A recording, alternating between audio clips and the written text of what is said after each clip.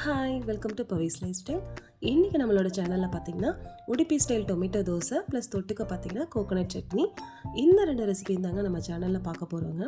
Daily ஒரே மாதிரி தோசை சாப்பிட்டு போர் அடிச்சதுன்னா நம்ம இந்த மாதிரி கூட ட்ரை பண்ணலாங்க. ரொம்பவே சூப்பராகவும் இருக்கும், கலர்ஃபுல்லாகவும் இருக்கும், குழந்தைங்களும் விரும்பி சாப்பிடுவாங்க. அதுக்கு ஃபஸ்ட்டு பார்த்திங்கன்னா தக்காளி, பூண்டு, வரமிளகாய், சீரகம் இது எல்லாத்தையும் மிக்ஸி ஜாரில் போட்டுட்டு நல்லா ஒரு பேஸ்ட்டு மாதிரி அரைச்சி எடுத்துக்கணுங்க.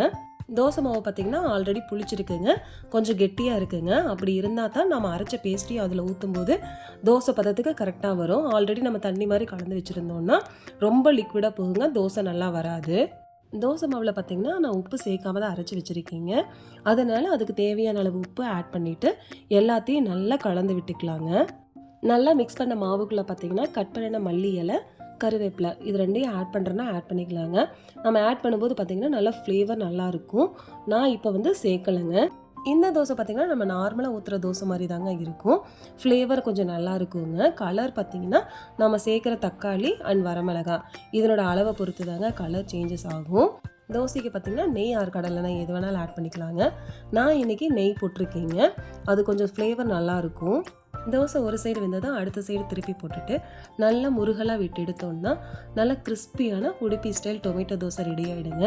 இந்த தோசைக்கு பார்த்திங்கன்னா கோகோனட் சட்னி ரொம்ப சூப்பரான காம்பினேஷனாக இருக்குங்க. இந்த தோசை ஊற்றும் போதே பார்த்திங்கன்னா மேலாப்பில் பொடிப்படியாக கட் பண்ணி வச்சுருக்க வெங்காயத்தை நிறைய தூவி போட்டு எடுத்தோம்னா இந்த தோசைக்கு பார்த்திங்கன்னா சட்னி கூட தேவைப்படாதுங்க, வெறும் தோசையே சாப்பிட்டுக்கலாம், அவ்வளோ நல்லா இருக்குங்க. அடுத்ததாக கோகோனட் சட்னி ரெடி பண்ணிக்கலாங்க.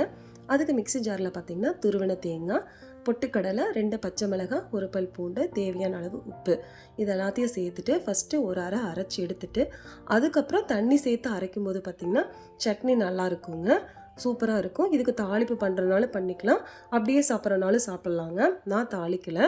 எல்லாருக்கும் இந்த ரெசிபி பிடிச்சிருக்குன்னு நினைக்கிறேங்க. பிடிச்சிருந்தால் ட்ரை பண்ணி பாருங்கள். ஏதாவது மிஸ்டேக் இருந்தால் கமெண்ட் பண்ணுங்கள். தேங்க்யூ.